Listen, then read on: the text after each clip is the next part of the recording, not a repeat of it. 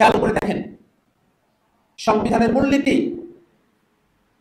সংবিধান সংশোধনের প্রক্রিয়া, সংবিধানের 70 অনুচ্ছেদ, প্রধানমন্ত্রীর মেয়াদকাল, প্রধানমন্ত্রীর একাধিক পদে থাকার বিধান, নির্বাচন কমিশনার নিয়োগ, নির্বাচনী সীমানা পুনর্নির্ধারণ, তত্ত্বাবধায়ক সরকারের ফর্মুলা, প্রধান বিচারপতি নিয়োগের ফর্মুলা,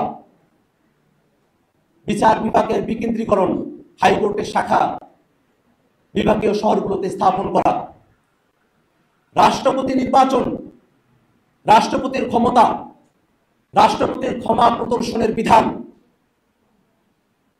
সংসদে যে স্থায়ী কমিটিগুলো আছে তার সভাপতিত্ব কারা করবেন, সংসদে নারী প্রতিনিধিত্ব, দ্বিকক্ষ বিশিষ্ট সংবিধান, এতগুলো প্রস্তাবনা। এই প্রত্যেকটা প্রস্তাবনা সংবিধান সংশোধন বা সংবিধানের সাথে সম্পর্কিত বিষয়। এই এতগুলো কথা আমরা বলেছি।